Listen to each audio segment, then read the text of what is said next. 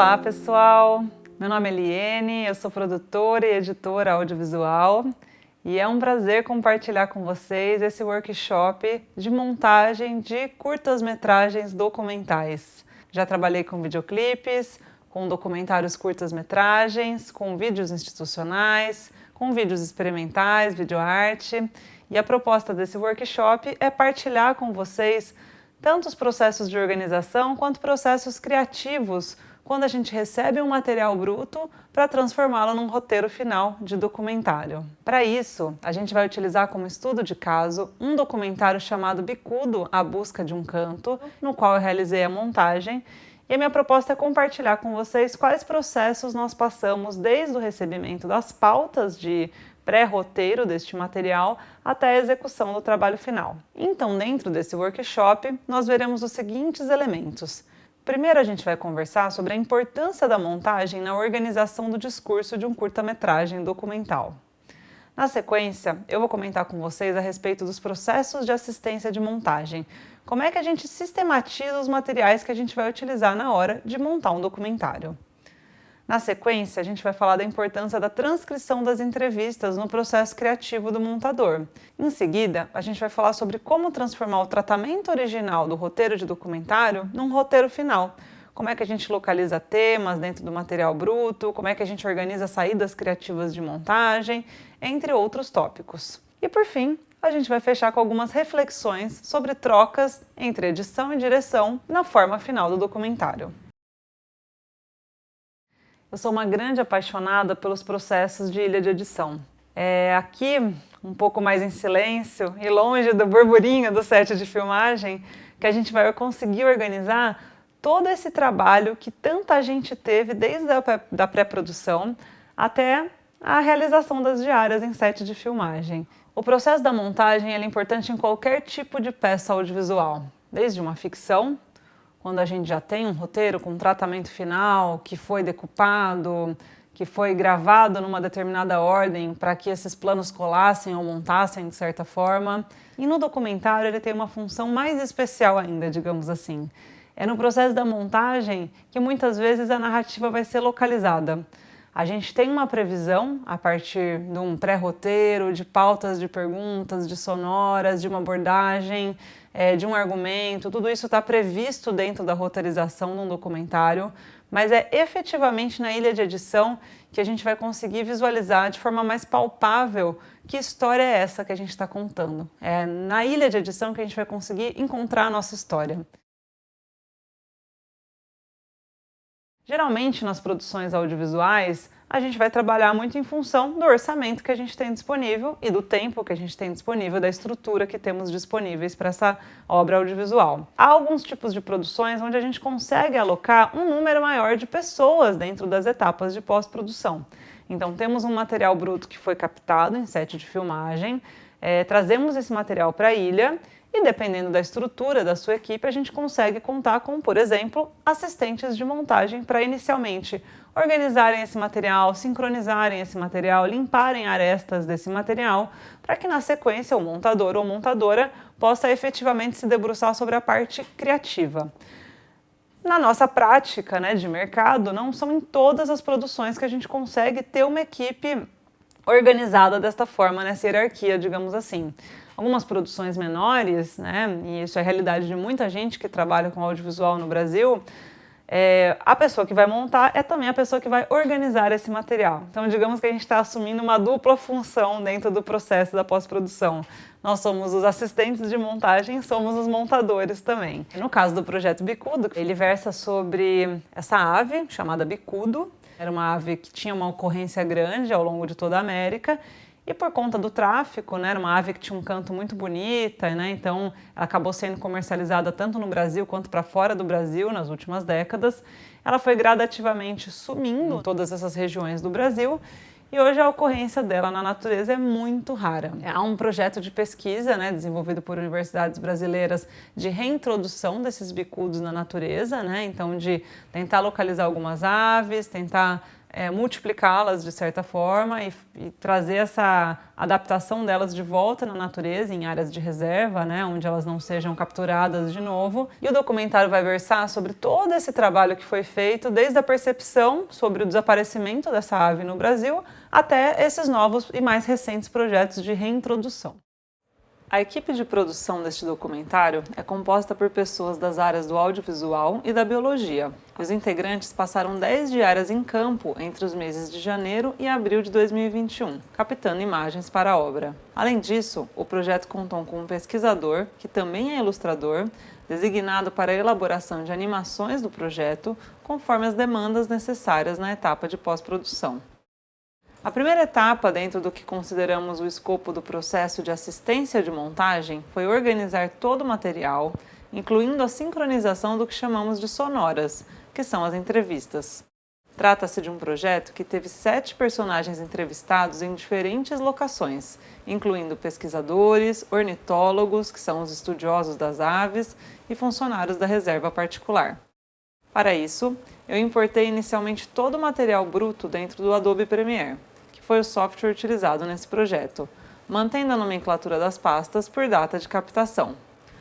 Nosso workshop aqui não tem caráter de tutorial do programa, mas há uma série de bons tutoriais disponíveis gratuitamente para quem deseja iniciar o contato com o Premiere. Uma vez que a equipe tinha mais 2 backups de materiais, manter a nomenclatura das pastas ajuda a todos ao longo do processo de aprovações e revisões. Nós tentamos manter as sequências do projeto como norteadoras da organização do material. No nosso caso, então, criei 7 sequências específicas para sincronizar e limpar o material dos entrevistados desse documentário. Em cada uma dessas sequências, eu importei todos os arquivos da câmera e do gravador de áudio, realizei a sincronização do áudio e a limpeza de sobrinhas do material, por exemplo, trechos de começo e de fim da gravação. É importante mencionar que nessa etapa de organização, já comecei também a me familiarizar com o teor das entrevistas, utilizando os marcadores do Premiere para destacar os principais temas que apareciam ao longo das falas. No caso dessa sonora com o professor Luiz Fábio Silveira, que é curador do Museu de Zoologia da USP, é possível olhar de forma macro alguns dos assuntos abordados. Nessa etapa, ainda não estamos realizando o processo da montagem propriamente dita, por isso todo o conteúdo gravado é mantido da forma como está nas sequências. Além das sonoras, esse documentário contou com muitas imagens de cobertura coletadas em campo. Em especial, são imagens referentes ao habitat onde o bicudo costumava ser encontrado até meados do século XX. Mas cabe destacar que, como atualmente há raríssimos registros do bicudo em vida livre, todas essas imagens de cobertura dão conta apenas dos cenários onde o bicudo já foi encontrado um dia, mas sem a presença da ave. A única exceção dentro do material bruto são alguns takes cedidos por uma pesquisadora parceira do projeto e algumas imagens filmadas em uma das diárias, bem no momento da reintrodução de um casal de bicudos em uma reserva particular de patrimônio natural. Eu destaco esse fato, pois considerando a raridade da ave, isso foi essencial para que a gente pudesse começar a pensar a montagem do filme em quais imagens teriam que dar conta da imersão do espectador nesse habitat. Nesse sentido, as opções do Premiere de anotações em cada take e mudanças de cor de rótulo ajudaram muito nessa etapa de organização. Em especial, a já deixar anotado quais coberturas tinham potencial para compor a narrativa. Também usei marcadores para agrupar os grupos de imagens disponíveis, criando uma sequência específica para organizar todas as coberturas. Feito todo o processo de sincronização das sonoras, visionamento do material e anotações a respeito das imagens de cobertura, parti para a etapa da transcrição das entrevistas. Há diversas ferramentas que permitem a documentação de transcrição. Eu particularmente gosto muito de usar o Documentos do Google, pensando também na facilidade que a gente tem em compartilhar as anotações com toda a equipe de forma remota. O processo de transcrição, ele consiste em anotar ipsis literis tudo que foi falado pelos entrevistados e é realizado na maior parte das produções audiovisuais. Para quem já tem familiaridade com edição, mas não muito contato com o campo do documentário, pode parecer estranho ou até contraproducente ter que anotar todas as falas das pessoas, considerando que já existem os marcadores do Premiere organizando os assuntos. Mas ainda assim, é apenas a partir da transcrição na íntegra dessas falas que a gente consegue observar com maior clareza a possibilidade de costuras entre frases, entre pessoas e assuntos, e até possibilidades de como resolver essa narrativa. A transcrição pode conter também detalhes sobre o entrevistado. Por exemplo, se a pessoa sorriu num determinado momento, chorou, encolheu os ombros, ficou em silêncio, enfim, qualquer detalhe que possa ser importante na etapa seguinte, que é o desenho do roteiro de montagem. No caso do documentário Bicudo, eu fiz a transcrição de forma mista, em partes assistindo ao material, pausando e digitando em tempo real, e em partes ouvindo o entrevistado, repetindo a frase em voz alta em um software de reconhecimento de voz e revisando detalhes de digitação que o software possa ter entendido de forma incorreta. Ao final do processo, fiquei com cerca de 20 páginas transcritas, a partir das quais já pude começar a destacar alguns trechos e frases mais relevantes ou com maior potencial dentro da proposta do curta-metragem. Nesse momento do processo, a gente consegue começar a visualizar também a proporção da presença entre os entrevistados. Por exemplo, se temos uma sonora com um perfil mais sucinto e outra com os temas mais desenvolvidos. Isso é um fator que vai nos ajudar também a pensar na estrutura de apresentação desses personagens durante a montagem. E também a visualizar algumas saídas criativas para o material. Nesse caso, um dos entrevistados realizou 2 rimas bem interessantes que tinham a ver com o universo cultural do projeto. Um elemento que foi destacado pela própria equipe de produção logo depois das gravações. Deixar em destaque esses trechos dentro das transcrições nos ajudou a pensar de saída que essas rimas tinham bastante potencial para entrarem em locais estratégicos no curta. E, de fato, acabamos optando por iniciar e encerrar o filme com essas falas. Sou um grande sertanejo e gosto muito de rimar. Levanto de madrugada, antes do dia clarear, para ouvir o canto dos passarinhos e o grito do lobo-guará. Meu avô eu chamava de ioiô e minha avó eu chamava de aiá.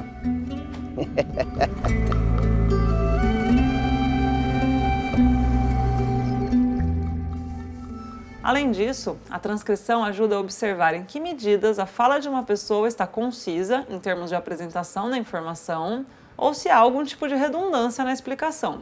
Quando esses parágrafos são copiados no roteiro de montagem, é muito mais rápido já pré-editar a fala, removendo os trechos no texto do que está sobrando e depois só remover o trecho dentro do Premiere, do que a gente ter que ouvir cada uma das falas na íntegra dentro do programa, repetidas vezes, até entender onde é possível enxugar informações. Isso é um assunto que nos leva ao próximo tópico, que é o da elaboração do roteiro final de montagem. Na ocasião em que eu recebi todo o material bruto do projeto, eu recebi também o pré-roteiro deste documentário. Esse projeto não teve o desenvolvimento de um argumento propriamente dito, mas durante esse processo de direção coletiva, a equipe tinha claro quais temas da pesquisa iriam nortear a pauta das sonoras, a coleta das imagens de cobertura e quais temas deveriam constar dentro dessa estrutura da narrativa. Então toda essa estrutura desse pré-roteiro, ela já foi indicada de saída quando eu recebi esse material. Nesse sentido, o primeiro exercício então foi o de, a partir desse pré-roteiro e do resultado das sonoras, construir a primeira versão do que a gente chama de roteiro final de montagem. Esse é um processo feito antes de qualquer corte na ilha de edição, uma vez que é ele que irá nos ajudar de forma muito clara a visualizar o caminho da estrutura narrativa. Há alguns projetos em que eu faço isso literalmente recortando papel. Imprimo todas as transcrições, a guia do pré-roteiro do argumento, sento no chão com todos esses papéis e vou encontrando os pontos de contato entre as falas dos personagens. No caso do projeto do Bicudo, que é um projeto mais didático, com falas mais objetivas, esse procedimento não foi necessário. Eu agrupei os assuntos dentro do arquivo digital e fui testando formas de organização entre os parágrafos até encontrar um fio condutor que contemplasse a estrutura orientada pela equipe de realização da obra. Então, na primeira versão desse roteiro de montagem, já foi possível indicar possíveis pontos de respiro entre as falas, quais as coberturas mais importantes, a forma de condução e mudança de temas, e também a limpeza das redundâncias nas sonoras que eu havia comentado anteriormente com vocês. Eu também tenho por costume designar sempre uma cor para cada entrevistado, de forma que quando a gente passa o olho no roteiro, a gente consegue visualizar a proporção de tempo de tela entre os entrevistados. Claro que não tem qualquer tipo de regra sobre isso na produção de documentários, até porque há toda uma variedade infinita de abordagens narrativas, mas nos documentários expositivos, que seguem essa linguagem argumentativa, como é o nosso caso, eu sempre acho interessante a gente ter a noção de que, por exemplo, se o pesquisador A apareceu em 3 temas seguidos do documentário, talvez possa ser interessante encontrar uma fala de uma pessoa B para se contrapor ou completar seu raciocínio, o que vai trazer mais dinamismo para o material. Esse mesmo roteiro de montagem é o que vai nos ajudar num segundo momento, após a edição do primeiro corte, a voltar na história para resolver partes que ainda não estão funcionando de forma fluida. E ele também é a nossa guia de comunicação junto à equipe para a indicação de demandas de materiais que não estavam disponíveis originalmente, imagens de cobertura pendentes, quais animações devem ser produzidas, ou até mesmo como um recurso para esclarecimento de dúvidas que a gente tem ao longo do processo de montagem. Fechada e aprovada a primeira versão desse roteiro de montagem, a edição é finalmente feita no Premiere. É o momento em que a gente vai conseguir visualizar na obra o que funciona ou não, a sentir certas nuances de ritmo, ou até mesmo a identificar mais demandas que não estavam previstas no roteiro. No nosso caso, a fala de alguns entrevistados, como ela teve que ser bem editada para remover algumas redundâncias e alguns vícios de linguagem, que é bem comum em entrevistas, isso demandou um número maior de imagens de cobertura do que o previsto originalmente, para que a gente pudesse esconder os pulos de imagem. Além disso, fechado o que a gente chama de Assembly Cut, que é o primeiro corte, um rascunho da edição, a gente pôde visualizar a estrutura geral do filme e efetivamente começar a trabalhar no seu ritmo e fluidez, entendendo quais pontos estavam mais ou menos arrastados. No nosso caso, no Bicudo, o que a gente notou é que o curta começava bem, numa dinâmica interessante, e fechava bem, mas alguns temas ficavam presos ou arrastados uns nos outros no meio da narrativa. A gente tinha um bloco ali no miolo que precisava ser resolvido. Então eu voltei para o roteiro do curta, realizando primeiramente no texto escrito os ajustes da narrativa, seja suprimindo algumas informações, mudando a ordem de alguns temas, ou até mesmo propondo outros pontos de virada na história. E novamente, após a aprovação da equipe de direção, realizei os ajustes na ilha de edição. Uma das definições nesse momento foi a de como utilizar as imagens de cobertura com paisagens em movimento, essas que têm um ponto de vista de quem está na estrada. Por ser um documentário que fala da busca sobre uma ave, a gente entendeu que compor a sequência inicial do filme, que culmina no título de abertura, utilizando parte desse material de estrada, poderia trazer uma fluidez interessante para a obra, um certo tipo de subjetividade. Assim, a gente começa o curta nesse trajeto de estrada e retornamos a esse tipo de visualidade só mais para o fim do curta, quando a equipe chega na área de reserva para acompanhar a reintrodução de um casal de bicudos em vida livre. Um processo que funcionou bem nesse projeto foram os feedbacks remotos com o Premiere aberto nas reuniões online.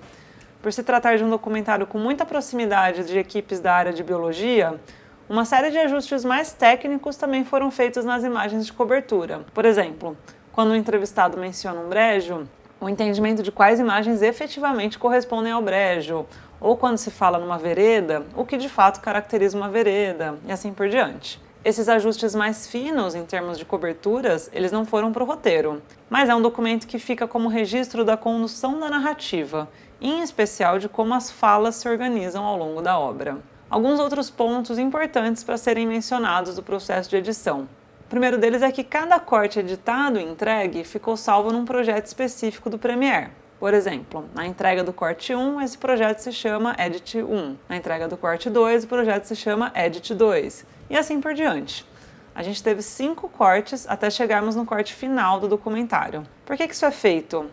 A gente costuma salvar esses projetos em cópia no Premiere, porque se houver alguma necessidade de retorno nas versões anteriores, tudo que foi feito anteriormente ficou salvo. Além disso, fechado o corte final do material, a gente pôde designar quais demandas seguintes no processo de pós-produção, incluindo a indicação da duração exata das animações que foram produzidas, as demandas de desenho de som com espaços para ambiências sonoras, quais os momentos de sobe-som da trilha musical, quantas músicas seriam necessárias para compor essa trilha, além das durações dos créditos e do videografismo. Por exemplo, a indicação de momentos em que entrariam GCs com os nomes dos entrevistados. Então, para vocês terem uma ideia, essa aqui é a timeline do corte final, ainda com os espaços para a inserção das animações e informações gráficas, E essa outra aqui é a timeline do filme, já depois de todos os processos de pós-produção realizados, incluindo a correção de cor e a mixagem. Essa timeline aqui que a gente exporta para entregar o material final. Bom, para fechar então, cabem algumas reflexões sobre esse processo. Acho que a principal delas é o quanto a montagem, né, num caso de um projeto como esse, acaba ajudando a narrativa a tomar uma forma, a tomar uma unidade, ajuda a equipe a identificar também materiais que estão ausentes eventualmente, né? Então, no nosso caso aqui, acho que o mais importante nesse sentido foi a questão das animações, que nos ajudaram muito tanto a ilustrar certas passagens que a gente não conseguiria ter em loco, né? Imagens de captura de bicudos, imagens deles mais detalhadamente na natureza. Então a gente traz tanto um aspecto mais estético, mais gráfico, em termos de traço, né? Para que o espectador possa visualizar uma representação dessa cena, né? E além disso a gente consegue trazer mais dinamismo para a narrativa. Cada documentário vai ter uma proposta diferente em relação ao uso de imagem e do som, por exemplo, né? A gente tem no documentário ensaístico, muitas vezes, uma reflexão a partir da própria imagem que está sendo mostrada, ou um sentido de contraste, de conflito entre o que está sendo mostrado e o que está sendo dito. No nosso caso, não. No nosso caso, era realmente uma proposta mais didática em termos de visualização do que estava sendo falado. Por isso que a gente costuma dizer, né, que na produção audiovisual, ter uma quantidade de imagens, né, que dê conta de traduzir visualmente o que está sendo dito é algo tão importante, né? A partir disso que a gente vai ajudar o espectador a se sentir imerso dentro dessa narrativa. Não precisa ser em termos de quantidade essas imagens, não é esse o foco, poderia ser um longo plano sequência, enfim, poderiam ser N exemplos diferentes, mas assim, voltando ao caso de um documentário com essa pegada mais ambiental, com vários temas sendo tratados ali dentro, indicação de diversos biomas, de diversos animais, de diversas espécies, fica mais interessante e rico para o espectador que ele possa visualizar isso enquanto ele está ouvindo esses depoimentos e essas sonoras, tá? Conseguimos também, ao longo do processo de montagem, ter alguns insights mais poéticos. A trilha acaba trazendo uma característica importante dentro da obra também, uma pegada um pouco diferente do que foi imaginado originalmente, né? Uma moda de viola, algo nesse sentido, que a gente não conseguiu viabilizar em termos de produção, mas partimos para uma busca de outros estilos que também dariam conta de trazer esse lugar, sonoramente falando. Porque na medida em que as pessoas começassem a descobrir que tinha bicudo no Parque Nacional das Emas, alguém ia lá pegar.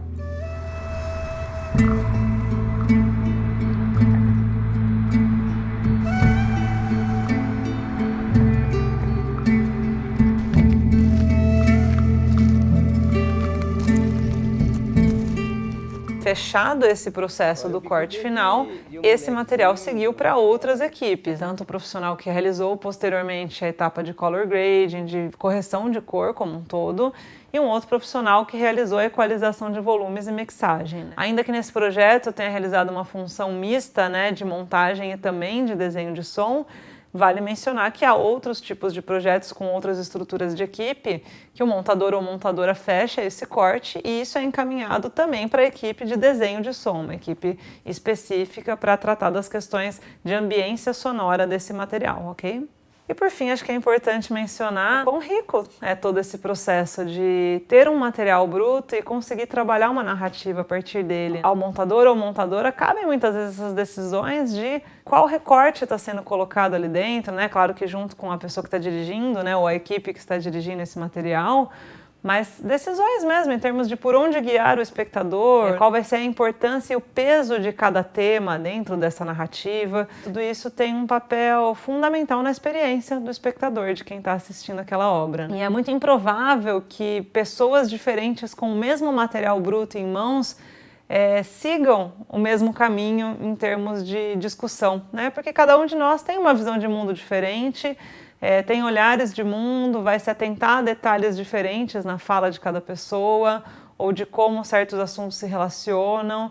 É quase como se a gente estivesse organizando o próprio pensamento dentro da ilha de edição. Esse é um exercício muito legal também, né? A gente passar o mesmo material para várias pessoas diferentes editarem, é muito improvável que a gente tenha o mesmo resultado ou sequer resultados parecidos. Isso acredito que seja o mais bonito do processo criativo na ilha de edição, né? O quanto editar também é, de certa forma, colocar a sua visão dentro daquela obra, dentro daquele material. Então, espero que esse material ajude também, especialmente quem nunca trabalhou com montagem, quem nunca trabalhou com documentário, né? Ou seja novo na área do audiovisual. Espero que esse material possa ajudá-los também a pensar em termos de tanto de organização quanto de processo criativo na estruturação de obras documentais. Muito obrigada!